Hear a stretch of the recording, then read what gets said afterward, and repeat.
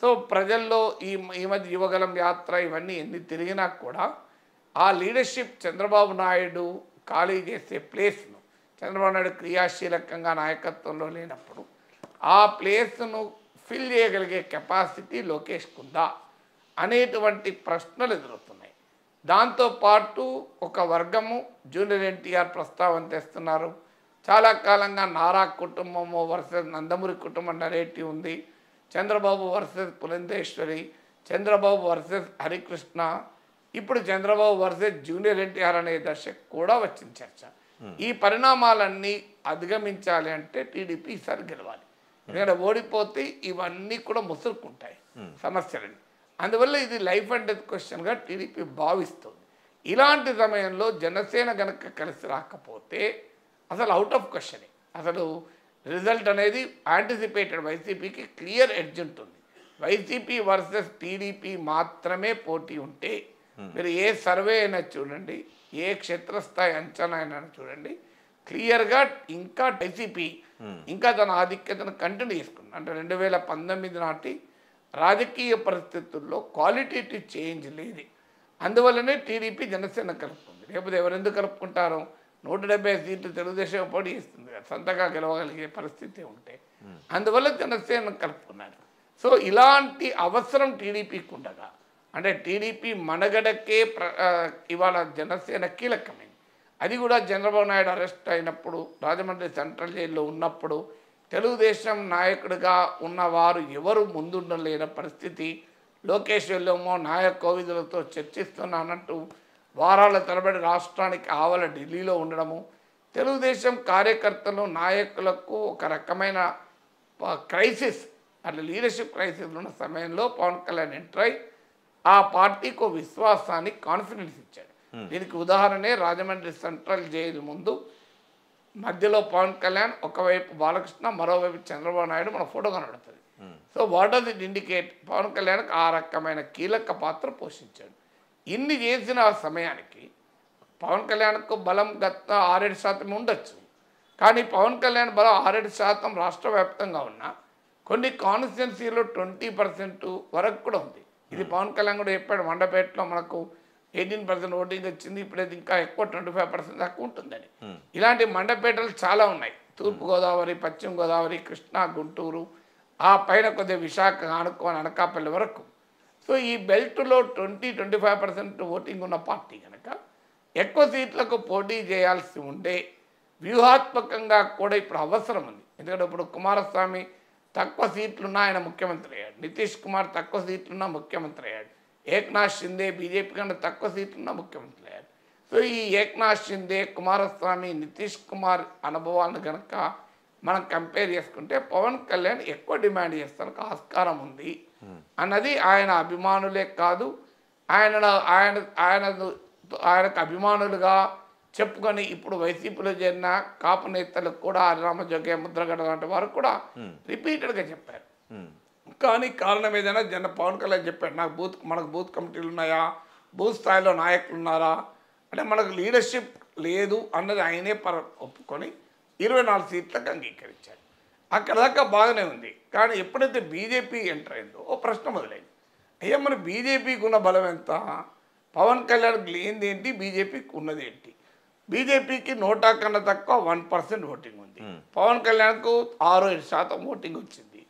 BJP పట్ల ప్రజల్లో కోపం ఉంది. ఎందుకంటే విశాఖ స్టీల్ ప్లాంట్ అమ్మేస్తున్నారు, ప్రతి ఒక్క అది ఇవ్వలేదు, అమరావతిని కాపాడలేదు, విభజన హామీలు అమలు చేయలేదు, రాష్ట్ర విభజనకు కాంగ్రెస్ పార్టీతో సహకరించింది. ఇలా 1,00,000 కారణాలు ఆంధ్రప్రదేశ్ ప్రజలకు బీజేపీ మీద కోపం ఉండేది. సో బీజేపీతో కలిస్తే లాభం ఎంతో తెలియదు, కానీ కొన్ని వర్గాల ఓటర్లు దూరమయ్యే అవకాశం కూడా ఉంది. బీజేపీకి నాయకత్వం ఉన్నదా అంటే బీజేపీకి నాయకులు లేరు. పవన్ కళ్యాణ్ లాంటి జనాదరణ కరిష్మా కలిగిన లీడర్ లేడు. అలాంటి బీజేపీకి 10 సీట్లు ఇచ్చి అందులో మళ్ళీ 3 సీట్లు జనసేన కోత విధించి బీజేపీకి పంపించే వరకు సహజంగానే కంపారిజన్ అంటే మరి ఏంటి, అందులో ఏదైనా వ్యూహం ఉందా లేదంటే అనాలోచిత ఉన్నది బలహీనత ఇది. ఏమేం లేదు, బీజేపీ వాళ్ళు ఎక్కువ సీట్లు పట్టుబడ్డారు. మరి వాళ్ళ దగ్గర బలం, వాళ్ళకి నాయకులు లేకపోవచ్చు, కానీ బీజేపీకి ఈడీ ఉంది కదా, సిబిఐ ఉంది కదా, ఐటీ ఉంది కదా, పవన్ కళ్యాణ్కి ఇవేవి లేవు కదా. సో అందువల్ల ఈడీ, సిబిఐ, ఐటీ ఉన్న వాళ్ళకు ప్రీమియం రేట్ ఉంటుంది కదా. సో అందుకొరకు వాళ్ళకు 1% ఓటింగ్ ఉన్నా 10 సీట్లు ఇచ్చారు. మరి 7% ఓటింగ్ ఉన్న వాళ్ళకి ఎన్ని ఇవ్వాలి? 70 సీట్లు ఇవ్వాలి. ఆ లెక్క అంకగణిత లెక్కన, కెమిస్ట్రీ లెక్కన ఇంకెక్కువ ఉండాలి. ఎందుకంటే టీడీపీ రేపు ఇవాళ ఈ స్థాయిలోనైనా పోటీ ఇవ్వగలుగుతుందంటే జనసేన పుణ్యమే. మరి ఆ లెక్కలు పవన్ కళ్యాణ్ ఎందుకు వేసుకోలేదంటారు? పవన్ కళ్యాణ్ వేసుకోకపోయి ఎందుకు వేసుకోవాలని ఆయన చెప్పాలి, నేను చెప్పలేను. కానీ వేసుకోవాల్సి ఉండే అని మాత్రం నేను చెప్పగలను. కరెక్ట్. సో దాంతో అంటే ఇది 24 సీట్లే ఉన్నప్పుడు కొంత చర్చ రాలే. ఎందుకంటే పవన్ కళ్యాణ్ బలమే అంత ఒప్పుకున్నాడు. బీజేపీతో కంపారిజన్ వచ్చినప్పుడు ఇబ్బంది అవుతుంది. మంత్రుల పరపక్షం అంటారు చూడండి. రెండు మీకో లడ్డు నాకో లడ్డు ఇచ్చినంత కాలం మీరేం ఫీల్ కారు. నేను నాకో 2 లడ్డులు ఇచ్చినా ఫీల్ కారు. సార్ పెద్దవాడు కదా, ఏజ్లో నాకన్నా పెద్దవాడు, సీనియర్ కదా అని. అప్పుడు నాకేమి ఇక మీకు నాకు 1 లడ్డు ఇచ్చి మీకు 5 లడ్డులు ఇచ్చింది అనుకోండి, అంటే నాకు అనిపిస్తుందా అనిపించదా? ఏం రోహిత్ నాకన్నా తురుంకానా, ఆయనకు 5 లడ్డులు ఇచ్చింది నన్ను అవమానించరు కదా అని. ఇప్పుడు అదే సమస్య వస్తుంది. బీజేపీలో నాయకుడు లేడు, చివరి వరకు పొత్తుకు అంగీకరించలేదు, నానా ఇబ్బందులు పెట్టారు. చంద్రబాబు నాయుడు 3-4 సార్లు తిప్పించుకున్నారు. సో ఇంత చేసిన తర్వాత ఆ పార్టీకి పైన వెంపర్లాడి 6 ఎంపీ సీట్లు, పవన్ కళ్యాణ్కి 2 ఎంపీ సీట్లు అయింది. పవన్ కళ్యాణ్ కన్నా ఆయనకి ఒకటి తగ్గించుకోవాలి, బీజేపీకి 6 అయినాయి. సో అసలు ఏ ప్రాతిపదిక చూసినా బీజేపీతో కంపారిజన్లో జనసేన యాక్సెప్ట్ చేసిన సీట్లు జనసేన గౌరవాన్ని ఇవ్వవు, పవన్ కళ్యాణ్ గౌరవం ఇవ్వవు. వితౌట్ బీజేపీ నేను ఒప్పుకుంటా. 2 పార్లమెంట్ సీట్లు 2, 3, 24 సీట్లు ఉంటే అంతే కదా, మరి జనసేన బలం లేదు కదా అనుకోవచ్చు. కానీ వెన్ కంపేర్ టు బీజేపీ అసలు ఏ రకంగా పోలికలేదు. అంటే ఏ రకంగా ఉపయోగపడుతుంది? ఓన్లీ ఎలక్షనీరింగ్కేనా? బీజేపీతో కలవడం అనేది ఏముండదు, పొలిటికల్ మేనేజ్మెంట్కి ఉపయోగపడుతుంది. రేపు గెలిచినా ఓడినా కేంద్ర సంస్థలు ఎంబడబడకుండా ఉపయోగపడుతుంది. చంద్రబాబు నాయుడు పైన ఆల్రెడీ ఈడీ కేసులు ఉన్నాయి. బీజేపీతో పెట్టుకుంటే మనీష్ సిసోడియా జైలు ఉన్నాడు, హేమంత్ సోరెన్ జైలు ఉన్నాడు. బీజేపీతో కలిసిన నేతలకు ఎవరికి ఏవి ఉండవు. మన దేశం అంతటా ఈ ట్రెండ్ చూస్తున్నాం కదా. అందులో గెలవడం కోసం కాదు, గెలిచినా ఓడిన ఇబ్బందులు లేకుండా వేరే కారణం చెప్పండి, రీజన్ నాకు చెప్పాలి. ఇప్పుడు అది కాదు నేను అనేది, అంటే గెలిచినా ఓడినా ఇబ్బందులు ఉండకూడదు కనుక చంద్రబాబు నాయుడు పొత్తు పెట్టుకున్నాడు అని నా ఆర్గ్యుమెంట్. కాదని చెప్పేవాళ్ళు రీజన్ చెప్పాలి, ఇంకో పలానా కొరకు పెట్టుకున్నారు. సో దీని రీజన్ ఉండాలి. ప్రత్యేక హోదా ఇస్తామని అన్నారా? అనలే కదా. ఈ మధ్య చంద్రబాబు నాయుడు మాట అన్నాడు, ప్రత్యేక హోదా ఒక్కటి తప్ప అన్ని ఇచ్చిండ్రు మాకు మోడీ, మా తగ వల్ల ప్రత్యేక హోదా గురించి. మరి ఇప్పుడు తగు తీరిందా? ప్రత్యేక హోదా ఇచ్చిండా అప్పుడు మోడీ ఇస్తానని హామీ ఇచ్చిండా? ఇప్పుడు ఆ క్లారిటీ ఉండాలి కదా. సో మాకు ఇప్పుడు వైసీపీ ఒక స్టాండ్ తీసుకుంది, కేంద్రంలో ఎవరు సహకరిస్తే మేము వాళ్ళకు మద్దతు ఇస్తామని. మాతో అదొక స్టాండ్, రైటా రాంగా కరెక్టా తప్ప తర్వాత సంగతి. స్టాండ్ ఇప్పుడు టీడీపీ స్టాండ్ ఏంటి? చంద్రబాబు నాయుడు చెప్పాడు కదా, ప్రత్యేక హోదా ఇవ్వనందుకు మేము తగ్గు పెట్టుకున్నాను. మరి ప్రత్యేక హోదా ఇచ్చినప్పుడు ఎందుకు మళ్ళీ బయట చేస్తున్నారు? అంటే పవన్ కళ్యాణ్ చొరవని, పవన్ కళ్యాణ్ ఆతృతని ఏ విధంగా చూడాలి?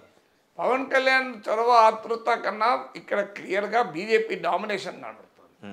అంటే బీజేపీ బెటర్ బార్గెన్ చేసుకోగలిగింది. వాస్తవంగా బీజేపీతో లాభం కాదు, నష్టం. ఇప్పుడు ఉదాహరణకు సిటిజన్షిప్ అమెండ్మెంట్ యాక్ట్ వచ్చింది.